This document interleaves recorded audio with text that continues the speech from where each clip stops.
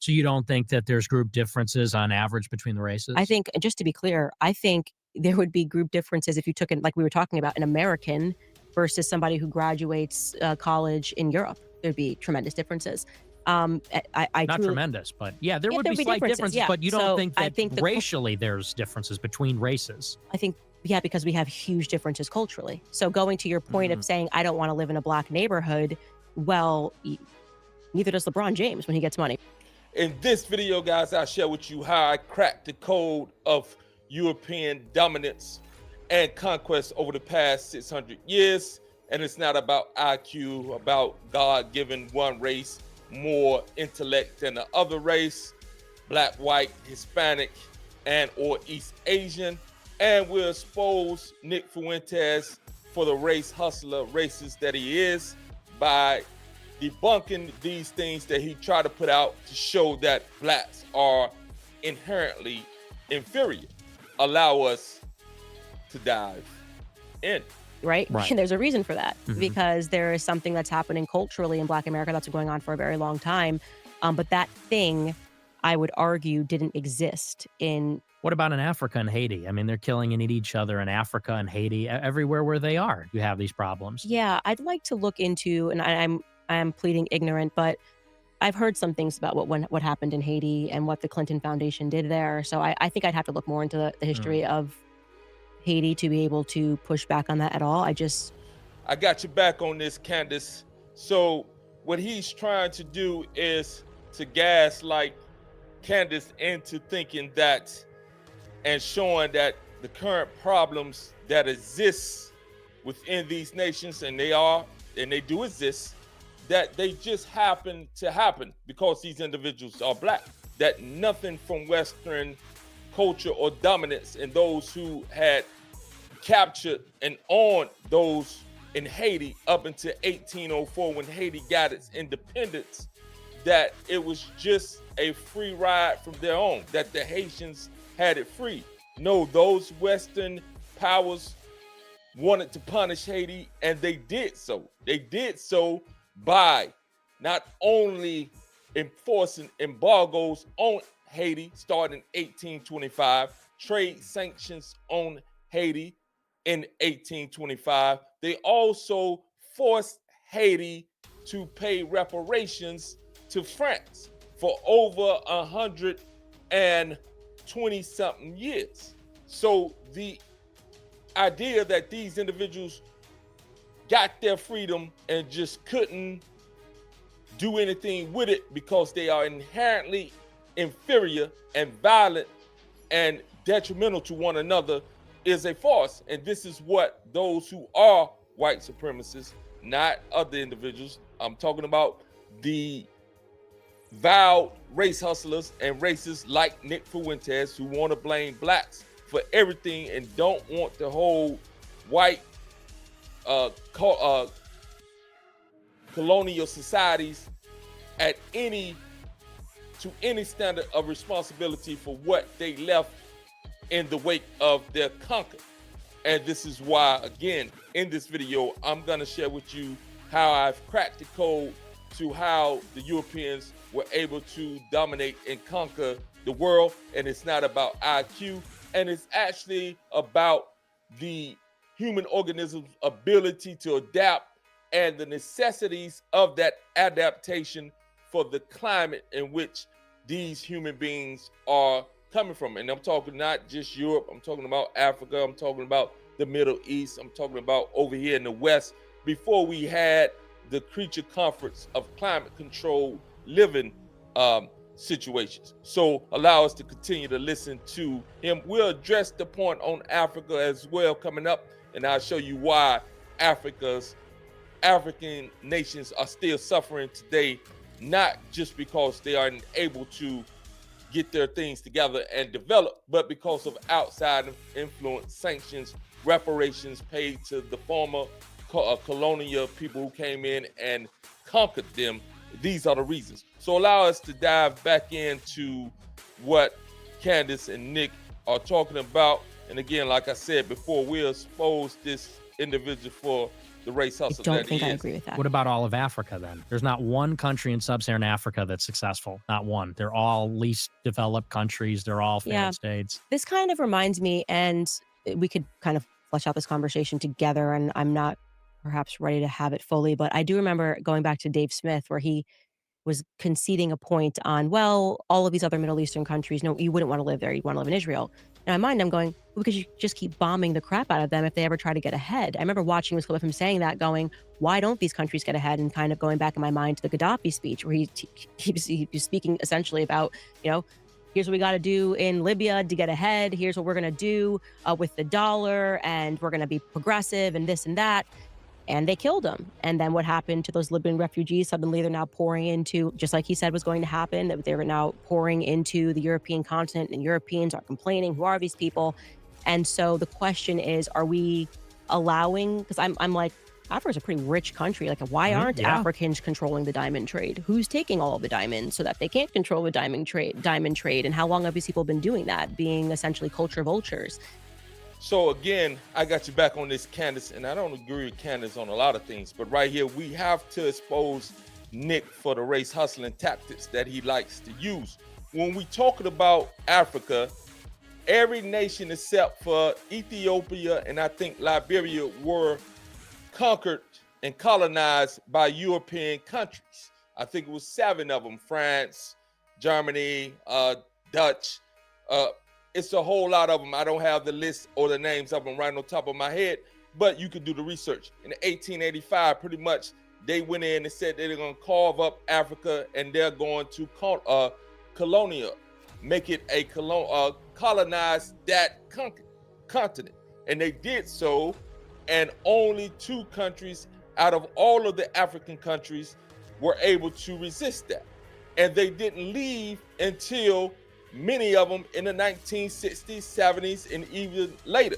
And when you look at South African apartheid, that didn't break into the late 80s, I believe. So when we are talking about this inability of these African nations to be fruitful, to develop, and to prosper, he seems to want to conveniently omit the fact that these countries were conquered. And when these individuals did leave, they didn't just leave them to be able to prosper on their own. Many of these countries were forced to pay reparations. Many of these countries, their wealth was still in the hands of the European countries that went in and destroyed them and colonized them and took the resources from their land and made the people of the land poor, and took all this back to Europe, making Europe rich. So again, we have to look at the entirety of a situation. Race hustlers only want to point to the outcomes and never give you the full story or the history as to what led to outcomes. There are always, you cannot have an outcome without something that precipitated that outcome. He only wants to look at the outcome in a brief vacuum. He doesn't want to look at the whole picture and blame those European countries for destroying those and colonizing those nations, taking their wealth, and then forcing these nations to repay them. How sick is that? So again, when we're dealing with race hustlers, we have to call them out for who they are. Allow us to continue.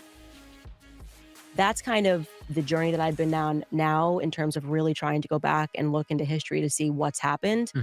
And I never trust myself when I have a perspective now, because I realize how much of my opinions and beliefs were shaped by the public school system.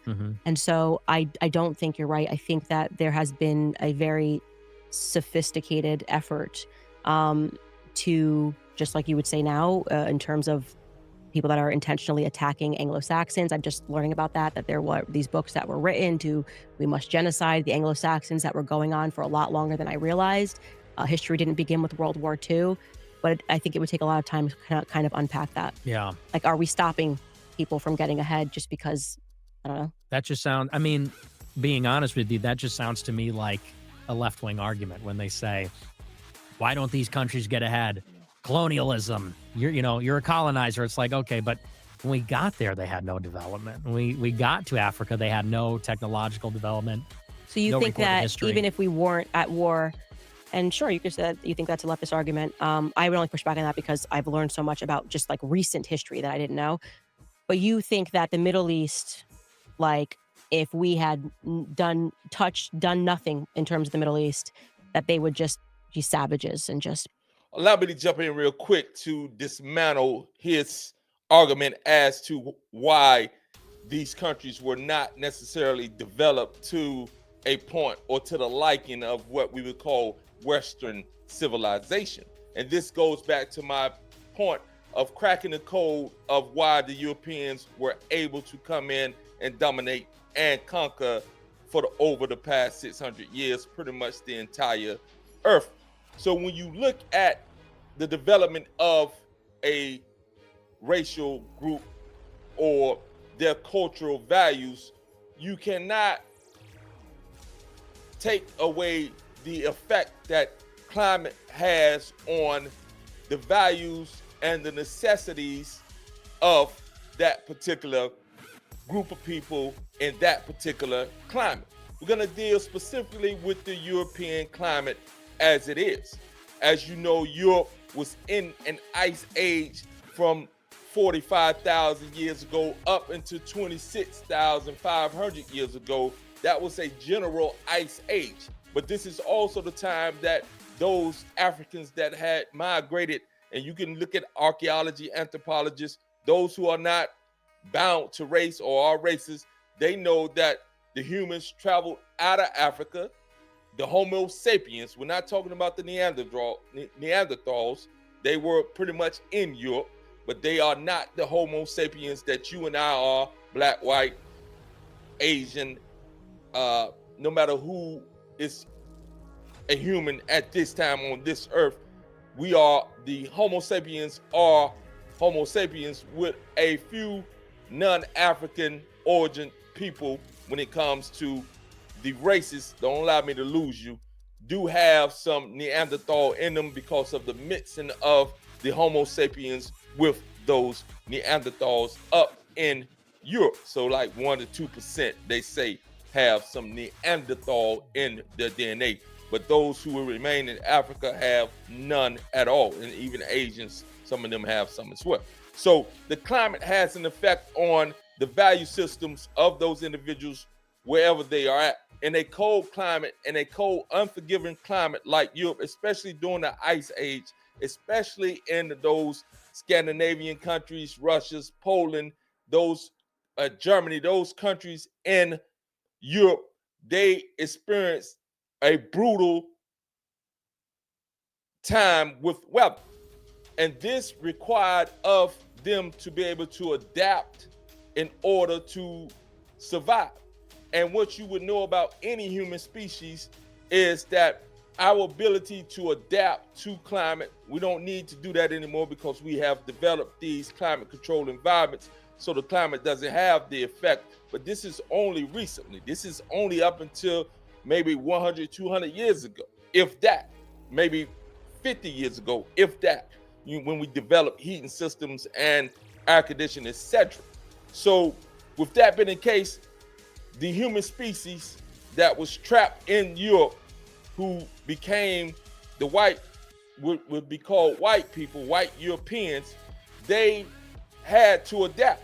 And being as brilliant as this human organism is, their adaptation and what they needed to survive in Europe in that cold climate was the ability to develop things, to build things, to have and make clothing, the ability to create fire, the ability to build tools and things in order to hunt, the ability to learn how to store and hold on to things because of the growing season was only 3 months and everything else for 9 months was frozen off limit, and you had to store and prepare in that way. So it developed a human being that was not only an inventor, a creator, but also a conqueror, because they had to conquer nature.